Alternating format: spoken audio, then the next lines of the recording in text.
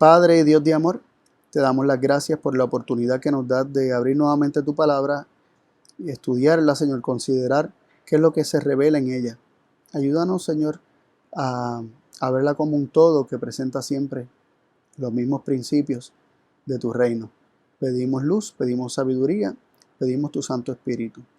Es en el nombre de Cristo Jesús que lo pedimos todo. Amén.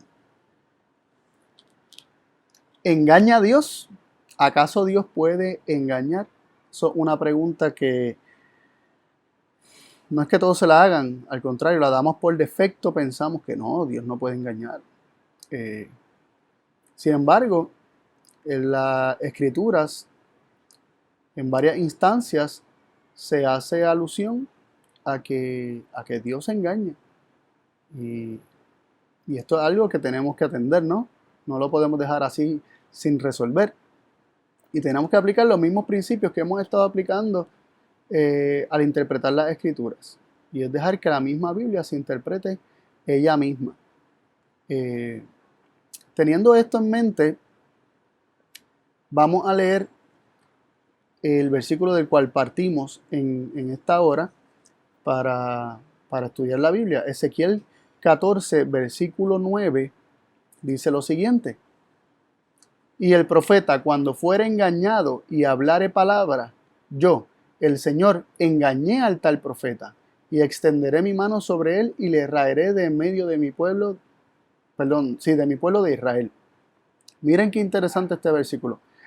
Dios está diciendo, es Dios el que está hablando, dice, y el profeta, cuando fuere engañado y hablare palabra, es decir, un profeta fue engañado, creyó que estaba hablando palabra de Dios, y lo dice, cuando un profeta fuera engañado, yo el Señor engañé a tal profeta. Así que Dios mismo le dice a Ezequiel que él fue quien engañó a tal profeta, el profeta que habló engaño, que bajo engaño habló palabra y esa palabra no era verdadera.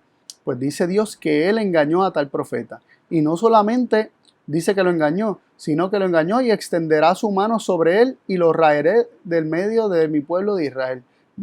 Qué fuerte, ¿no? De primera instancia esto presenta a un Dios, podríamos decirle, un tirano, porque está buscando excusas para destruirte. Vemos que dice que él te engañó y porque hablaste palabra engañado aparentemente por Dios según este versículo, entonces Dios te elimina. Es como que te pongo la carnada y una vez caes en la trampa, entonces tengo excusas para destruirte. Terrible. Esto es parecido a lo que leemos cuando se nos presenta la historia del censo, David y el censo, cuando David censó al pueblo, que nos dice que Dios incitó a David a censar al pueblo, buscando ocasión contra el pueblo para hacerle daño. En otro versículo se nos explica que fue Satanás y que Dios lo permitió. Así que ya estamos viendo aquí algo muy, muy interesante y un principio que vamos a seguir, ¿verdad? De que Dios, se dice que Dios hace aquello que Él permite. ¿Puede Dios ser un Dios justo cuando Él mismo te engaña y porque fuiste engañado te castiga? Es algo que tenemos que considerar. Pero que quede claro, el versículo dice claramente que Dios engañó a ese profeta. Como también dice que el Señor extenderá su mano sobre él y lo raerá del medio del pueblo. Y no podemos negar que eso es lo que está escrito. Sin embargo, vamos a considerar más versículos para dejar que la misma Biblia se explique sin cancelar ni negar ningún versículo. Simplemente dejando que la Biblia se explique ella sola. Números 23:19 dice, Dios no es hombre para que mienta, ni hijo de hombre para que se arrepienta. Él dijo y no hará, habló y no lo ejecutará. Aquí hay una declaración que, ¿verdad?, aparece en Números 23:19, creo que también aparece en 1 Samuel capítulo 15. Aquí la hizo Balaam, si no me equivoco, y en 1 Samuel 15 la hace Samuel. Está haciendo una declaración de que Dios no es hombre para que mienta. El hombre es mentiroso, el hombre miente, el hombre se equivoca, el hombre engaña, pero Dios no es hombre para que mienta, ni hijo de hombre para que se arrepienta. Entonces, ¿qué se nos presenta en este versículo? Que Dios no puede mentir, Dios no puede engañar. Y la mentira es engaño, porque la mentira se dice con el propósito de engañar. Y para seguir fortaleciendo el punto de que, o podríamos decir, para poder contrastar, para que quede bastante evidente que aquí hay un asunto que tenemos que resolver, vimos el primer versículo que Dios dice que engaña. El segundo versículo que acabamos de leer aquí en Números dice que Dios no puede mentir, que Dios no miente, que Dios no es hombre para que mienta. En Deuteronomio 32:4 se nos dice: del fuerte cuya obra es perfecta, porque todos sus caminos son rectitud. Dios de verdad y ninguna iniquidad en él. Es justo y recto.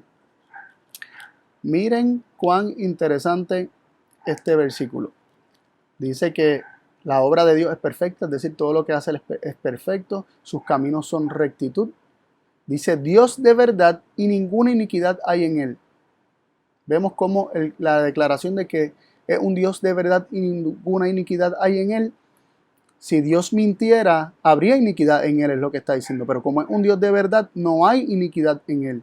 En él no hay engaño, en él no hay mentira, en él no hay iniquidad. En él solo hay verdad, justicia y rectitud. Su obra es perfecta. Y es interesante que consideremos esto, porque todo esto nos va delineando, ¿verdad? O pintando o describiendo un carácter de Dios muy contrario a lo que leímos en el primer versículo de Ezequiel 14, donde Dios mismo dice que él engañó al profeta y porque el profeta habló mentira, entonces lo destruiría. Leemos en Éxodo 34:6, Dios mismo describiendo su carácter, dice: y pasando el Señor por delante de él, proclamó: yo soy el Señor, yo soy fuerte, misericordioso, piadoso, tardo para la ira, grande en misericordia y verdad. Yo soy grande en verdad. La verdad es parte de su carácter. Otros versículos dicen: yo soy Dios misericordioso, compasivo, tardo para la ira, grande en misericordia y verdad.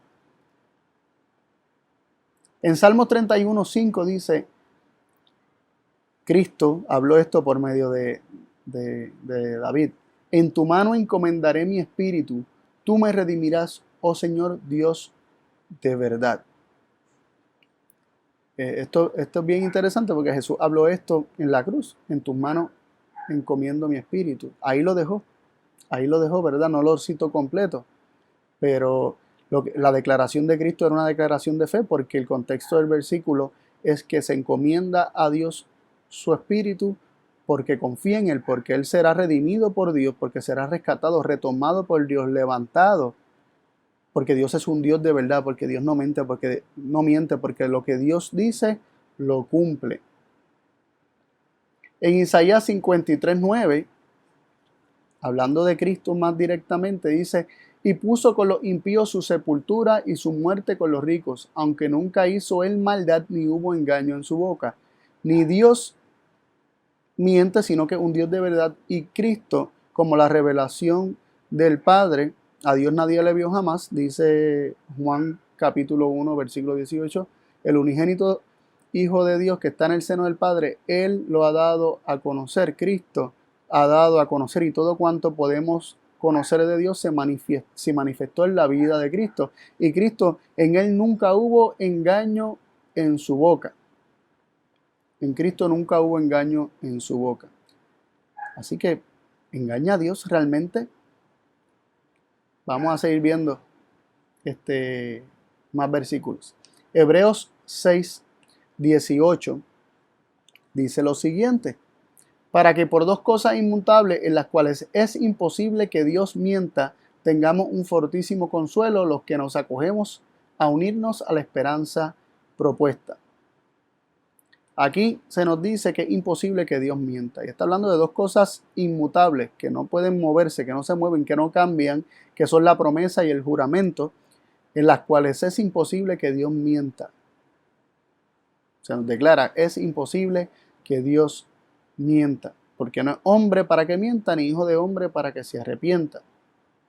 Porque Él es un Dios de verdad, porque no hay engaño en Él, porque Él es grande en misericordia y verdad, no hay ninguna iniquidad en Él. Tremendo, ¿no? Entonces, cuando hablamos de mentira, la Biblia equipara la mentira y el engaño. Como mencionamos al principio, aunque lo mencionamos de nosotros mismos y no presentamos un versículo al respecto, ahora vamos a verlo en los versículos de la Biblia, cómo la mentira es engaño y el engaño es mentira. Parece tonto porque nos, ¿verdad?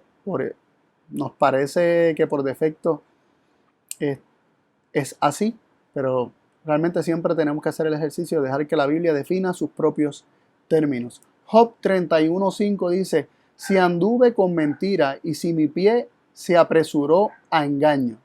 Vemos cómo se equipara la mentira y el engaño. Si anduve con mentira, si mi pie se apresuró a engaño. Salmo 119:118 dice, hollaste a todos los que se desvían de tus estatutos, porque mentira es su engaño. Aquí lo define claramente, que la mentira es engaño. Salmo 120, verso 2 dice, libra mi alma, oh Señor, del labio mentiroso de la lengua engañosa. El labio mentiroso, la lengua engañosa. Vemos cómo la mentira y el engaño son equiparados en la palabra. Ahora, vemos que Dios no miente, es imposible que Dios mienta, en Él solamente hay verdad, en Él no hay engaño, en Cristo nunca se halló engaño en la boca de Cristo. ¿De dónde viene la mentira? ¿A quién le pertenece la mentira? Porque la verdad es descrita como un atributo del carácter de Dios, mientras que la mentira no. ¿Puede Dios participar de cosas que no son parte de sus atributos? ¿De dónde viene la mentira? Juan 8:44 dice así, vosotros de vuestro padre el diablo sois, y los deseos de vuestro padre queréis cumplir. Él, homicida, ha sido desde el principio, y no prevaleció en la verdad, porque no hay verdad en él. Cuando habla mentira, de suyo habla, porque es mentiroso y padre de mentira. Varias declaraciones aquí. Se nos está hablando del diablo. Se nos dice que aquellos que querían matar a Cristo era porque querían cumplir los deseos del diablo, que es homicida desde el principio. Se nos dice que el diablo no permanece en la verdad o no permaneció en la verdad. Como no permaneció en la verdad, no hay verdad en él, la verdad no estaba morando en él, y como la verdad no mora en él no puede hablar la verdad. Y luego dice, cuando habla mentira, de lo suyo habla. ¿Qué es lo que tiene Satanás en su corazón? Mentira. Dice, porque es mentiroso y padre de mentira. Es decir, él engendró la mentira. Él dio a luz la mentira. De él procede la mentira. Él es el padre de mentira. Entonces, él es la fuente de la mentira. En él se originó la mentira.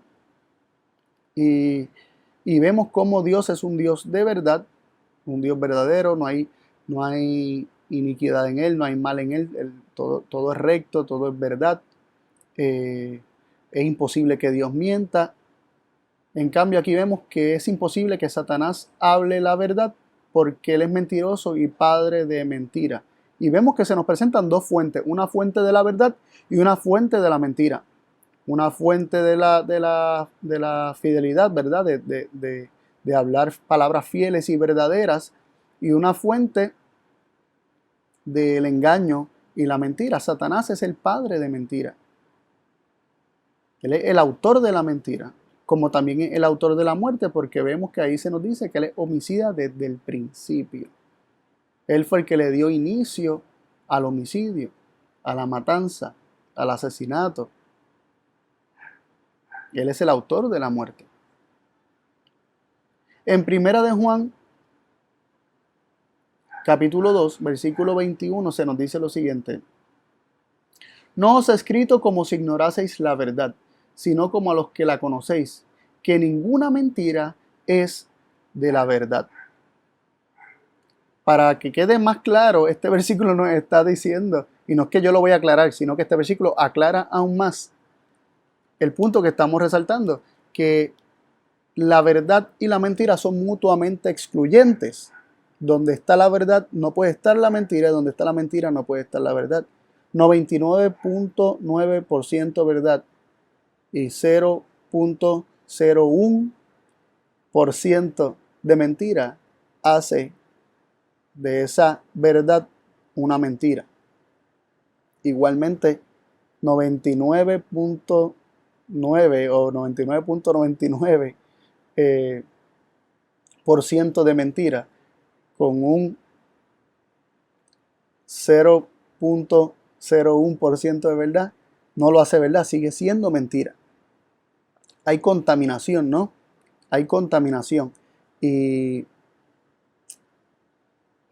donde está la verdad 100% pura no puede estar la mentira, y donde hay una pizca de mentira no puede estar la verdad. Por eso se nos dice que ninguna mentira es de la verdad. Por eso se nos dice que Satanás no puede hablar la verdad, porque no hay verdad en él. Porque él no permaneció en la verdad, porque él abandonó la verdad, la rechazó. Y cuando habla mentira, de lo suyo habla. Son mutuamente excluyentes. Dios no puede ser un Dios de verdad y engañar, según toda esta descripción de todo esto que estamos viendo. Por eso es importante que uno no se enfoque en un solo versículo, sino que tenemos que seguir sumando. Ahora, todavía no estamos explicando por qué Dios dice que Él engaña y que Él lo hace. Todavía no estamos en ese punto. Vamos a llegar ya mismo, pero todavía no estamos en ese punto. Pero quiero que quede claro que nuestra intención no es descartar aquel versículo y decir, no, está mal. No, el versículo está declarando lo correcto, o sea, es palabra de Dios. Es palabra de Dios. Pero queremos ver cómo otros versículos van explicando a ese otro versículo, haciendo de todas las declaraciones correctas. Seguimos leyendo. Y ahora vamos a estar viendo un caso bastante interesante en Ezequiel capítulo 14, que es el contexto del versículo con el que comenzamos, donde Dios decía que le engañó. Vamos a ver el contexto. Ezequiel 14, vamos a leer del 2 en adelante. Y vino palabra del Señor a mí diciendo: hijo de hombre, estos hombres han hecho subir su inmundicia sobre su corazón y han establecido el tropezadero de su maldad delante de su rostro. Cuando me preguntaren, ¿les tengo que responder? Háblales por tanto y diles: así dijo el Señor Dios: cualquier varón de la casa de Israel que hubiere puesto sus ídolos en su corazón y establecido el tropezadero de su maldad delante de su rostro, y viniere al profeta, yo, el Señor, responderé al que así viniere en la multitud de sus ídolos, para tomar a la casa de Israel en su corazón, que se han apartado de mí, todos ellos en sus ídolos. Por tanto, di a la casa de Israel: así dijo el Señor Dios: convertíos y haced que se conviertan de vuestros ídolos y apartad vuestro rostro de vuestras abominaciones. Porque cualquier hombre de la casa de Israel y de los extranjeros que moran en Israel, que se hubieren apartado de andar en pos de mí, y hubiere puesto sus ídolos en su corazón y establecido delante de su rostro el tropezadero de su maldad, y viniere al profeta para preguntarle por mí, yo el Señor le responderé por mí mismo. Y pondré mi rostro contra aquel varón, y le pondré por señal y por refranes, y yo lo cortaré de entre mi pueblo, y sabréis que yo soy el Señor. Y el profeta, cuando fuere engañado y hablare palabra, yo el Señor engañé a tal profeta, y extenderé mi mano sobre él, y le raeré de medio de mi pueblo de Israel. ¿Qué vemos en este contexto? Vemos Dios hablando acerca de la maldad, de la iniquidad, de la inmundicia del corazón del pueblo de Dios. Hablando de diferentes, ¿verdad? Diferentes personas. Habla de líderes, habla de profetas, habla de cualquiera de su pueblo. Dice que están en pecado y se hacen apelaciones a que se conviertan de su pecado y que dejen sus ídolos. Así que este engaño del cual se dice que Dios hace, un engaño que ocurre cuando se está en ídolos, cuando se está en abominación, cuando se está en pecado y se tiene maldad en el corazón, como bien decían los versículos. Y está bien interesante, porque vamos a ver cómo más adelante se sigue explicando esto. Dios dice que Él engañaría a esos que tienen iniquidad, tienen maldad, tienen inmundicia en su corazón, que han establecido ídolos en su corazón, tienen el tropezadero de su maldad sobre su propio rostro, y se le llama a su propia maldad tropezadero, que es interesante. Se nos va diciendo que estas personas con ídolos en su corazón serían engañados, y los profetas con ídolos en su corazón vendrían a buscar palabra de Dios. ¿Y qué es lo que recibirían? Engaño, porque tienen ídolos en su corazón, y el que tiene ídolos en su corazón le está pidiendo a Dios. ¿Cuál es el Dios que tiene en su corazón? ¿A qué Dios realmente se está dirigiendo? ¿Y qué es lo que anda buscando? Está buscando escuchar palabra conforme a lo que está en su propio corazón. Al tener ídolos en su corazón, conforme a esos mismos ídolos que tiene en su corazón, es que va a recibir palabra. Y aparentemente, pues Dios les da una palabra errada, pero por tener ídolos en su corazón, entonces los destruye. Pero utilizó esta palabra errada que se le dio a los profetas, aparentemente como excusa para destruirlo. ¿Esto así? Vamos a ver cómo se nos sigue explicando esta situación de Dios dar palabras, o aparentemente Dios dar una palabra de engaño y luego destruir a estos falsos profetas que hablan mentira. Pero vemos que ya vemos que el profeta que habla mentira, en primera instancia porque fue engañado, y en segunda instancia porque, según el contexto, porque tienen ídolos en su corazón. Tienen ídolos en su corazón. Vamos a Jeremías capítulo 14. Vamos a leer los versículos del 13 al 15. Y vemos algo muy similar y hasta consistente con esto que estamos viendo en Ezequiel.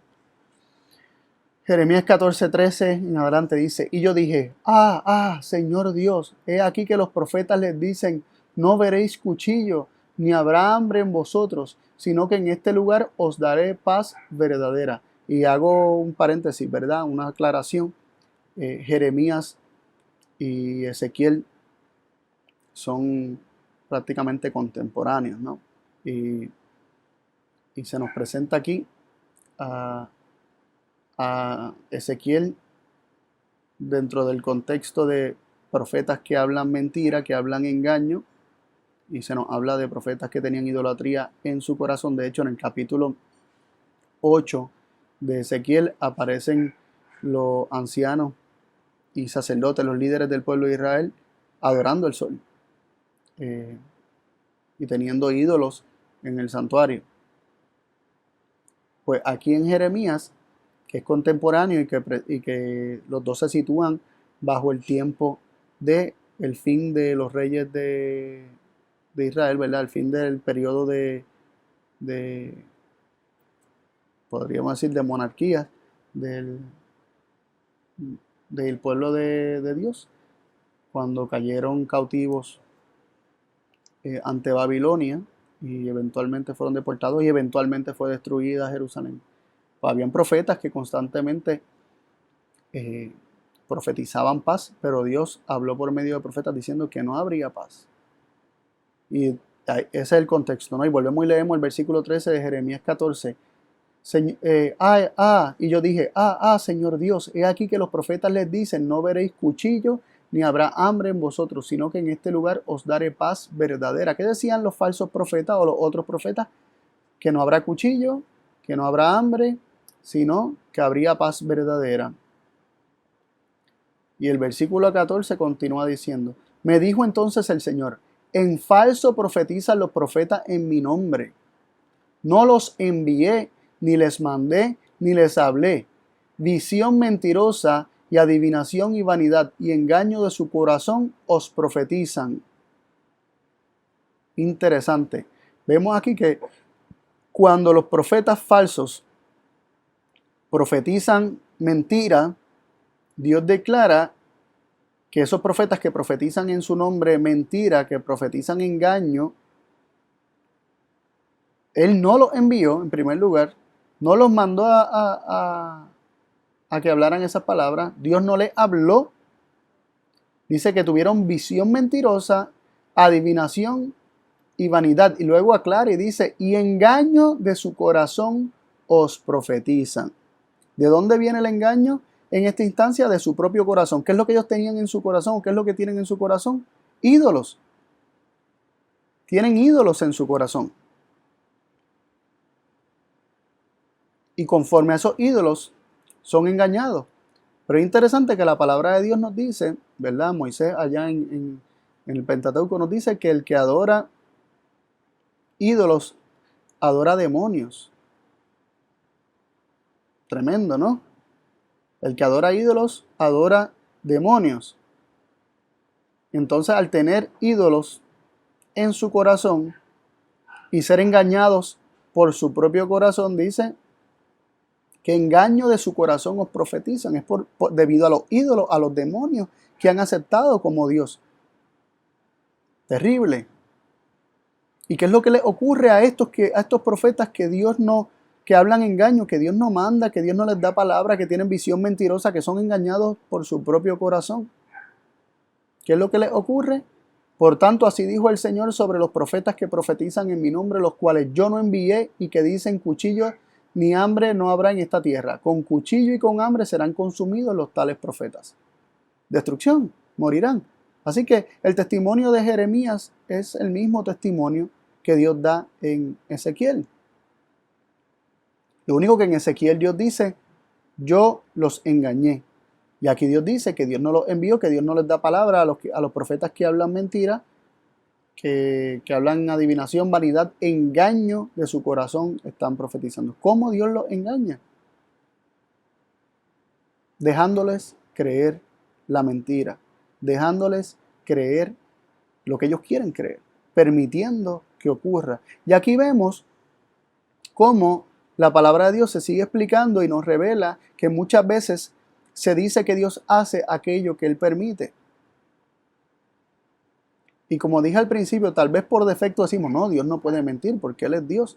Pero sí, muchas veces le atribuimos otras cosas que también se dice en las Escrituras que Él hace y no pensamos que también son contrarias a su carácter y a sus mandamientos. Porque decimos, Dios no puede mentir, Dios no puede robar, Dios no, porque todo es suyo, Dios no puede hacer esto, aquello y lo otro. Sí, pero sí puede matar, pensamos.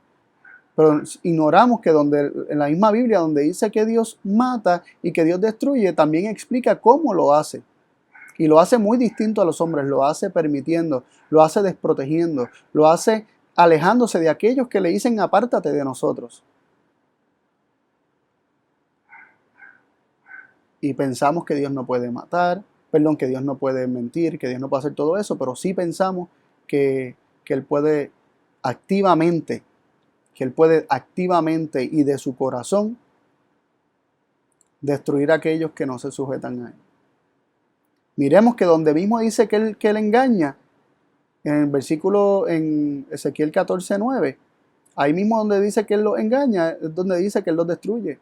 ¿Cómo Él engaña? Permitiendo que ellos crean su engaño.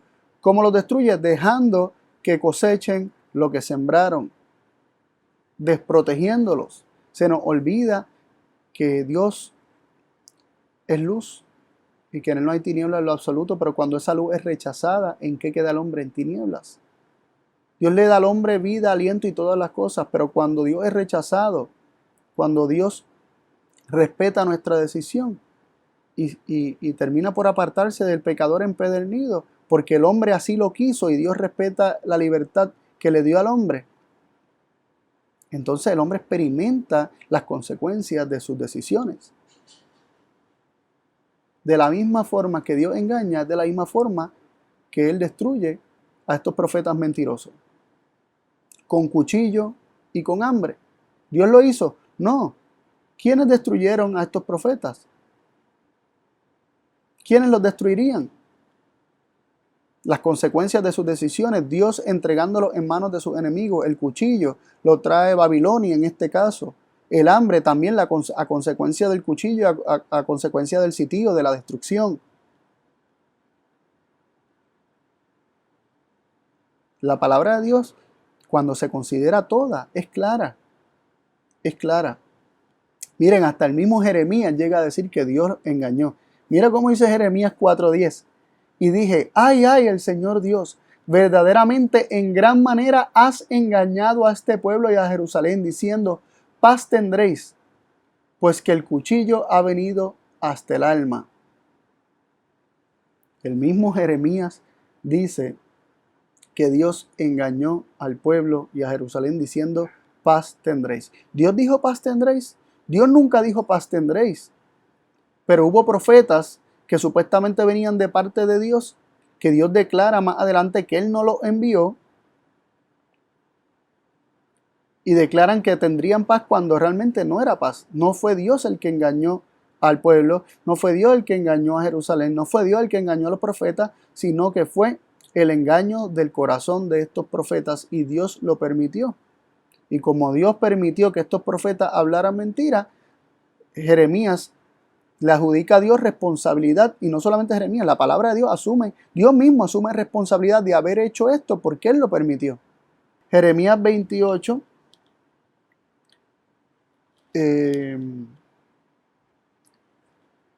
versículo 1 en adelante, vamos a leer, dice, y aconteció en el mismo año, en el principio del reinado de Sedequías, rey de Judá, en el año cuarto, en el quinto mes, este fue el último rey de Judá que se rebeló contra Nabucodonosor. Dice, en el año cuarto, en el quinto mes, que Ananías, hijo de Azur, profeta que era de Gabaón, me habló en la casa del Señor delante de los sacerdotes y de todo el pueblo, diciendo, así habló el Señor de los ejércitos, Dios de Israel, diciendo, quebranté el yugo del rey de Babilonia. Dentro de 2 años de días tornaré a este lugar todos los vasos de la casa del Señor, que Nabucodonosor, rey de Babilonia, llevó de este lugar para meterlo en Babilonia. Y yo tornaré a este lugar a Jeconías, hijo de Joacim, rey de Judá, y a todos los transportados de Judá que entraron en Babilonia, dice el Señor, porque yo quebrantaré el yugo del rey de Babilonia. Y dijo Jeremías profeta a Ananías profeta, delante de los sacerdotes y delante de todo el pueblo que estaba en la casa del Señor. Dijo pues Jeremías profeta, amén, así lo haga el Señor, confirma el Señor tus palabras con las cuales profetizaste que los vasos de la casa del Señor y todos los transportados han de ser tornados de Babilonia a este lugar. Así que Ananías, un profeta, comenzó a profetizar que en 2 años todos los vasos y todos los deportados volverían a Jerusalén. Todos los utensilios, ¿verdad? Y los vasos del templo y todo ese asunto serían retornados o devueltos a Jerusalén. Y la reacción de Jeremías inicialmente es decir, así sea, amén, ¿verdad? Así lo haga el Señor y confirme el Señor tus palabras. Y esto ocurra, es mi deseo que eso ocurra. Él está diciendo, yo quiero que eso ocurra. Eso que tú dijiste, yo quiero que eso ocurra. Pero seguimos leyendo. Con todo esto, oye ahora esta palabra que yo hablo en tus oídos y en los oídos de todo el pueblo. Los profetas que fueron antes de mí y antes de ti en tiempos pasados profetizaron sobre muchas tierras, grandes reinos de guerra, de aflicción y de pestilencia. El profeta que profetizó de paz cuando sobreviniere la palabra del profeta será conocido como el profeta que el Señor en verdad envió. Es decir, si verdaderamente se cumple lo que tú estás diciendo, entonces se sabrá que verdaderamente tú eras profeta de Dios. Y el versículo 10 dice, y Ananías profeta quitó el yugo del cuello de Jeremías profeta y lo quebró. Jeremías tenía un yugo de madera que tenía puesto como señal del yugo que estaba puesto sobre el pueblo de Dios. Y sigue diciendo el versículo 11, y habló Ananías en presencia de todo el pueblo diciendo, así dijo el Señor, de esta manera quebraré el yugo de Nabucodonosor, rey de Babilonia, del cuello de todos los gentiles dentro de 2 años de días. Y siguió Jeremías su camino. Y después que Ananías profeta quebró el yugo del cuello de Jeremías profeta, vino palabra del Señor a Jeremías diciendo: ve y habla a Ananías, diciendo: así dijo el Señor, yugos de madera quebraste, mas en vez de ellos harás yugos de hierro. ¿Qué pasó? Después de que profetizó Ananías de que Nabucodonosor sería quebrantado, se fue Jeremías de aquel lugar, pero Dios le habló y le dijo: vete y dile a Ananías que él quebró el yugo de madera que quitó de encima de ti, pero entonces en lugar de ello habrá yugos de hierro. Es decir, es más fuerte, el símbolo que se utiliza es más fuerte. Y dice el versículo 14: porque así dijo el Señor de los ejércitos, Dios de Israel: yugo de hierro puse sobre el cuello de todos estos gentiles para que sirvan a Nabucodonosor, rey de Babilonia, y le servirán. Y aún también le he dado las bestias del campo. Entonces dijo Jeremías, profeta de Ananías, profeta a Ananías, profeta: ahora oye, Ananías, el Señor no te envió, y tú hiciste a este pueblo confiar en mentira. ¿Qué es lo que le ocurre? Por tanto, así dijo el Señor: he aquí que yo te envío sobre la faz de la tierra, y en este año morirás porque hablaste rebelión contra el Señor. ¿De dónde vino la mentira? ¿De dónde vino el engaño? Según el capítulo 14, vino de su propio corazón, de su propia idolatría. Dios no le habló, él no habló de parte del Señor y como consecuencia moriría. Terrible. Y dice que en ese mismo año, en el 7º mes, murió Ananías.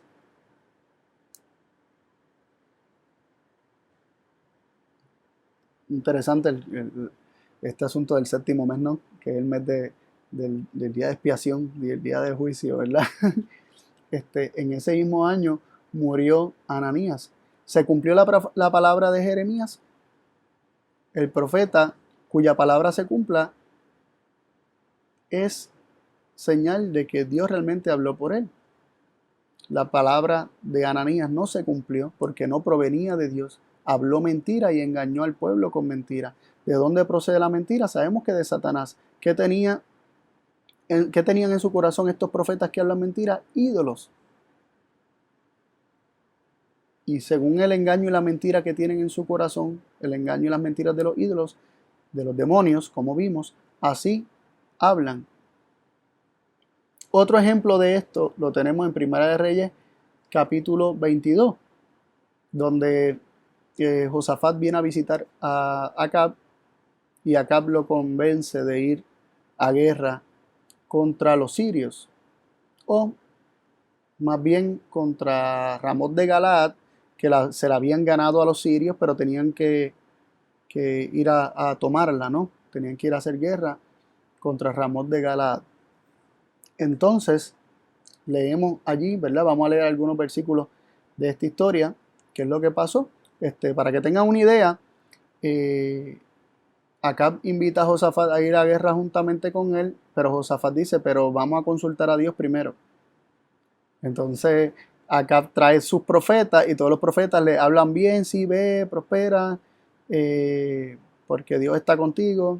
Pero Josafat dice: pero ¿no tiene acaso un profeta de Dios, del Dios verdadero? Y entonces traen a que es Micaías, que dice: pero él siempre me profetiza mal, siempre me dice cosas malas, siempre me habla negativo, siempre es como pesimista. Y entonces cuando lo traen, el profeta pues le profetizó lo que Dios mandó. Vamos a ver qué es lo que nos dicen los versículos. Primera Reyes 22, 6 y 7 dice: entonces el rey de Israel juntó a los profetas como 400 varones, a los cuales dijo: ¿iré a guerra contra Ramot de Galaad o la dejaré?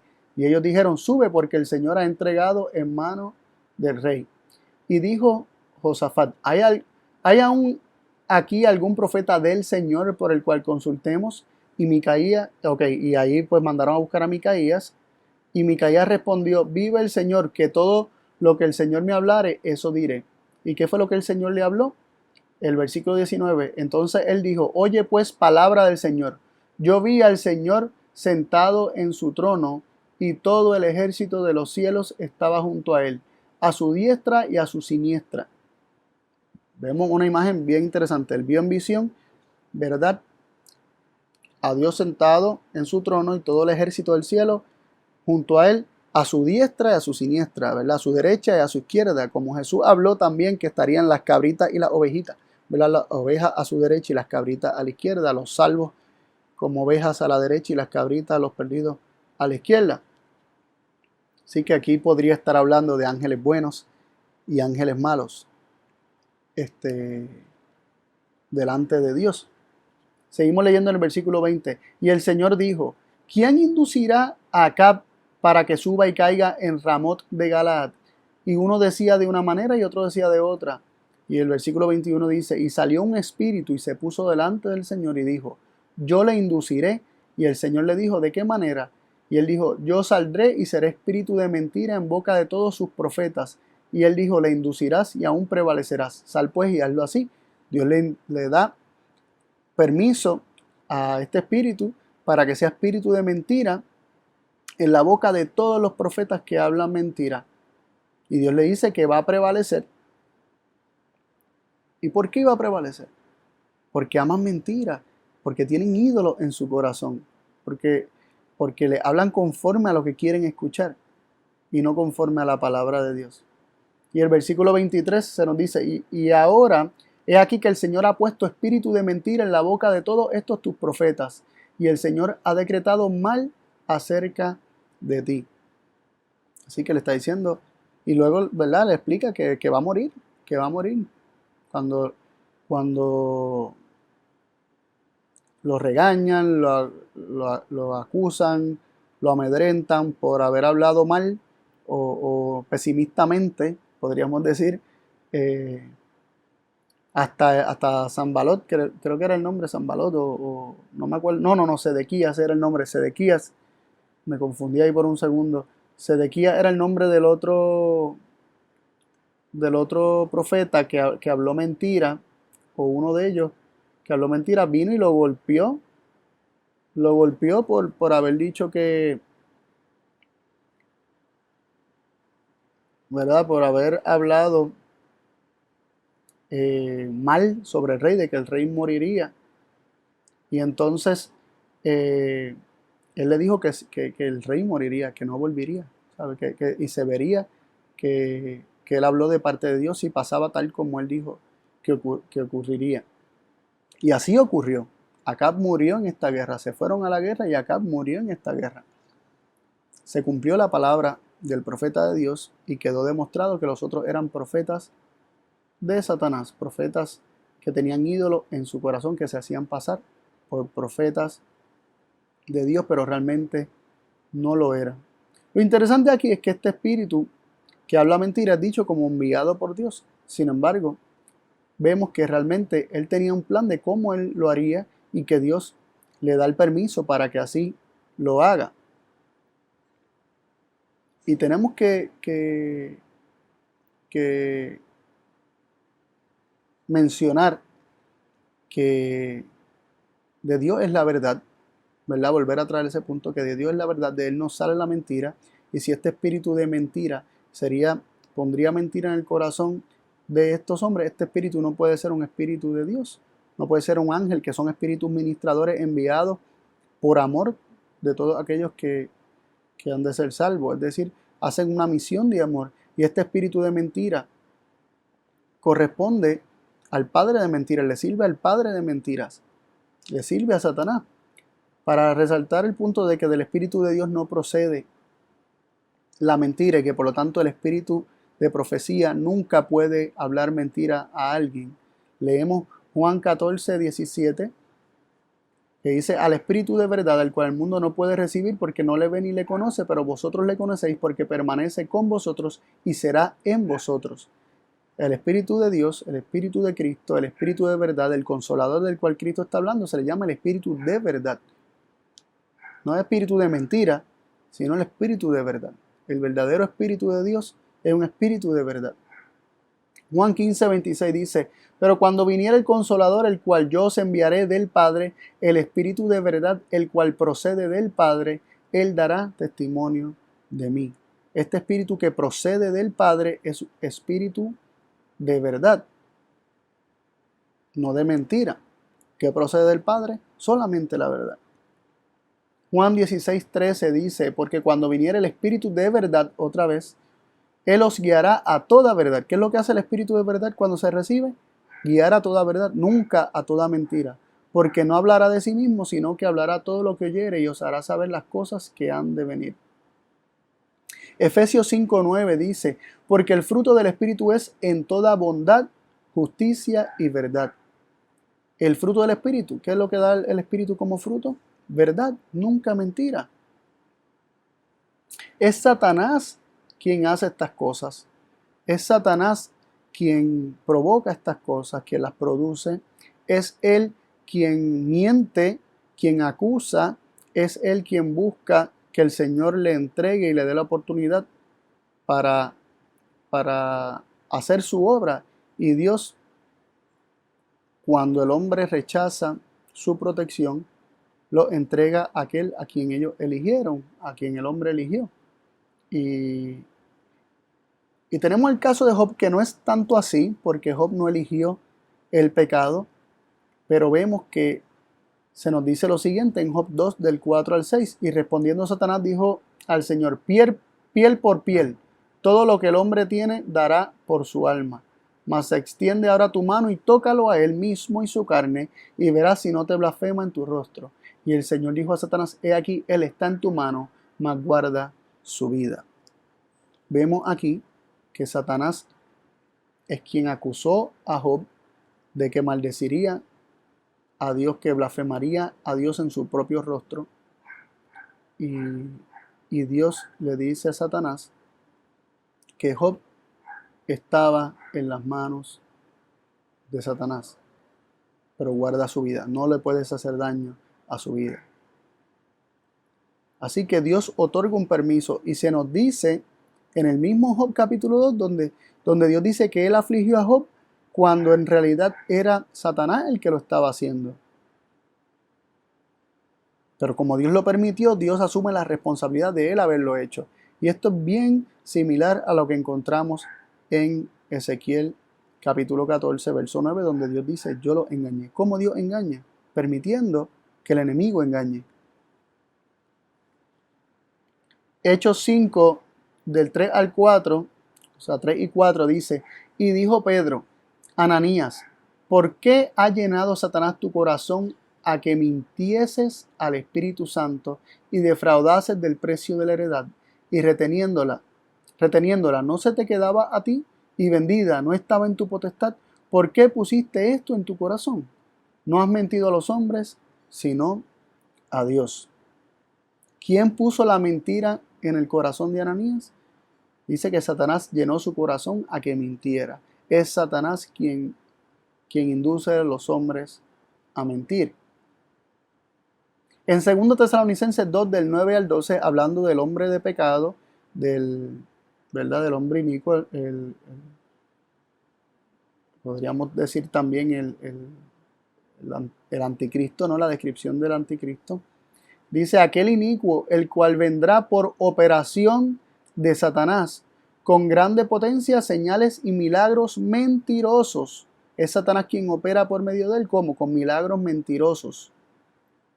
Y con todo engaño de iniquidad obrando en los que perecen, por cuanto no recibieron el amor de la verdad para ser salvos. No aman la verdad, como aman la mentira, entonces Satanás tiene poder sobre ellos y obra con todo engaño de iniquidad en los que perecen.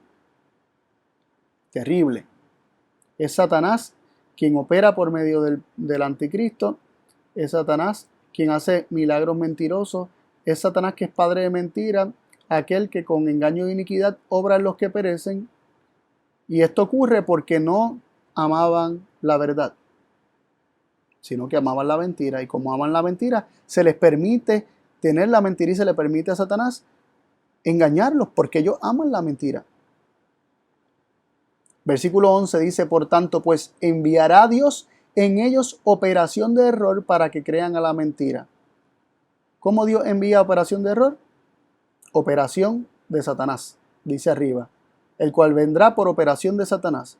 Y abajo dice, por tanto, pues enviará Dios en ellos operación de error para que crean a la mentira. Esa operación de error para que crean la mentira es la operación de Satanás, que hace señales con milagros mentirosos y les prueba aparentemente la mentira que tanto ellos quieren, porque ellos no aman la verdad, aman la mentira.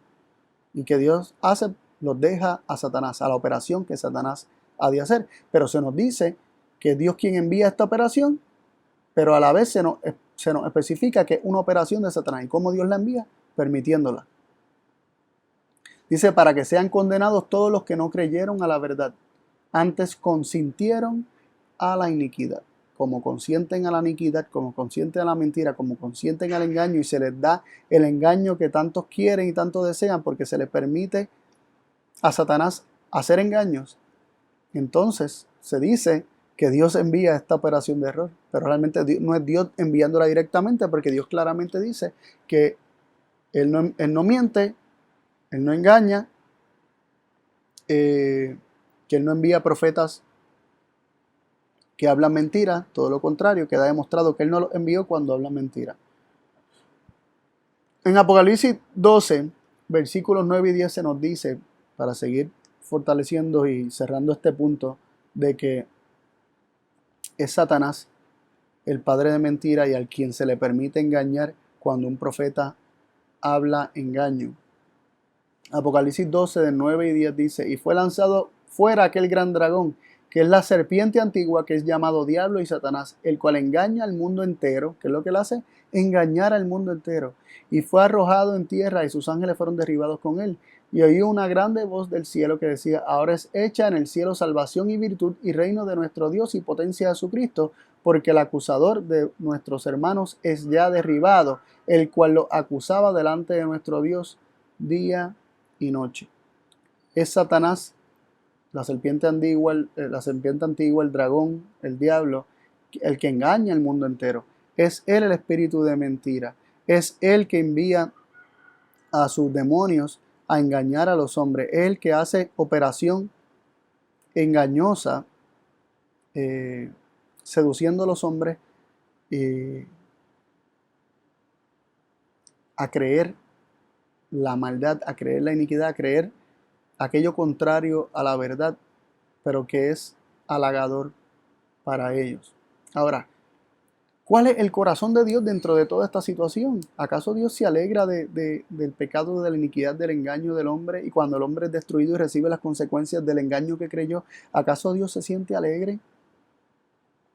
En Jeremías 4, que ahorita leímos algunos versículos de Jeremías 4, pero ahora vamos a leer del 17 al 19, se nos dice lo siguiente. Como los guardas de las heredades estuvieron sobre ella en derredor, porque se rebeló contra mí, dice el Señor. Tu camino y tus obras te hicieron esta tu maldad, por lo cual amargura penetrará hasta tu corazón. ¿Qué dice Dios? Que su ciudad, su pueblo se rebeló contra el Señor, y fue el camino del Señor, perdón, el camino de ellos en contra del Señor, en rebelión contra Dios, y sus obras de iniquidad, lo que le hace caer. Dice, tu camino y tus obras te hicieron esto. Tú llegaste a esta condición por tus propios caminos y tus propias obras. Está diciendo, no fui yo, no soy yo el que te estoy haciendo esto, fue tu camino y tus obras, esta tu maldad, por lo cual amargura penetrará hasta tu corazón. Tu maldad, tu camino, tus obras te hicieron esto. Y amargura penetra tu corazón, porque todo lo que el hombre sembrare, eso también segará. Y como se creyeron las mentiras, se creyó el engaño, se resistió al profeta Jeremías, en este caso, o al profeta Ezequiel, con todos los avisos que Dios le estaba diciendo, no se rebelen contra Nabucodonosor, arrepiéntanse de su idolatría, arrepiéntanse de sus pecados, pero el orgullo, no, que ellos no querían escuchar que ellos estaban mal, ellos querían escuchar que Dios los libraría nuevamente y ya, que a ellos no les iba a pasar nada, eso es lo que querían escuchar y fue lo que creyeron, Y eso los llevó a rebelarse contra Nabucodonosor, y eso terminó en la destrucción del templo y de gran parte de Jerusalén, hecha por Babilonia. Después ocurrió la destrucción de Jerusalén en el año 70, ¿verdad? Ya por los romanos. Pero eso es otro tema. ¿Y cómo se siente Dios de esto? ¿Cómo se siente Dios cuando el hombre en su rebeldía rechaza a Dios y experimenta las consecuencias de sus decisiones? El versículo 19, aquí en Jeremías 4 dice, luego de decir que amargura penetrará hasta tu corazón, Dios dice, mis entrañas, me duelen las telas de mi corazón ruge dentro de mí, no callaré porque voz de trompeta has oído, oh alma mía, pregón de guerra. Dios le duele tanto que dice mis entrañas, le duelen las telas de su corazón, dice que su corazón ruge dentro de sí. Esto lo experimenta Dios. Este dolor lo experimenta Dios cuando el hombre engañado, seducido por Satanás, por su propio pecado, por la iniquidad de su corazón, por los ídolos de su corazón. Y experimenta, ¿verdad?, las consecuencias de haber creído en la mentira. Este es el dolor que Dios experimenta. Así que respondiendo a la pregunta inicial con la que empezamos, ¿engaña a Dios? Sí. ¿De qué forma engaña a Dios? Porque Dios dice que le engaña. Dios engaña permitiéndonos creer el engaño que queremos creer. Dios engaña permitiéndole a Satanás operar engañosamente y hacer operación de error para que los que no aman la verdad pues crean la mentira que quieren creer. Esa es la forma en que Dios engaña. ¿Y cómo Dios castiga a los falsos profetas y a los que creen el engaño? ¿Cómo Dios los castiga? Entregándolas a las consecuencias de sus propias decisiones, dejándolos a sus enemigos, desprotegiendo, pero nunca activamente. Así como Dios nos dice en su santa ley que no tendremos falso testimonio o no daremos falso testimonio, no mentiremos. Él tampoco miente, Él no miente, Él no engaña directamente. La forma que lo hace es permitiendo que ocurra, y se dice en la palabra que Dios hace aquello que Él permite. Y de la misma forma que se nos dice en la Escritura que Dios destruye y le da su paga a estos falsos profetas y a los que creen la mentira, tenemos que entender que es de la misma forma, porque la ley de Dios también dice no matarás. Y el mismo que nos dio su ley, ¿verdad? Y que nos dice que la ley es justicia y que esta es la justicia de Dios, que es la vida de Dios, nos está diciendo que Dios es así. La ley es un trasunto, una transcripción del carácter de Dios. Y así como Dios nos dice que no mintamos, Él tampoco lo hace porque en Él no hay iniquidad. Solo hay verdad, no hay iniquidad, como leímos al principio. Y el mismo que nos dice no mates, tampoco lo hace activa y directamente. Lo hace de la misma forma en que engaña, permitiendo. Espero que les haya resultado claro y espero que cada vez el concepto que tienen de Dios sea aclarado por la Escritura. Traigámoslo todo a colación. No podemos descartar un versículo e ignorarlo, quedando una contradicción en nuestra mente. Traigámoslo todo y permitamos que la palabra se interprete ella misma, y créanme que van a cada vez más, según avanzamos en el estudio de la palabra, cada vez nos va a resultar más clara. Que Dios te bendiga. Oramos. Padre, Dios Todopoderoso, gracias por tu palabra. Pedimos tu bendición para nuestras vidas y pedimos también liberación del error, de la mentira y del engaño y de los ídolos de nuestro corazón, para que no seamos engañados por el enemigo, sino que recibamos tu verdad y amemos tu verdad y abracemos la verdad, y esta verdad transforme nuestra vida y nos santifique. Bendice a todo aquel que vea este mensaje, esta transmisión. Lo pido en el nombre de tu Hijo amado Cristo Jesús. Amén.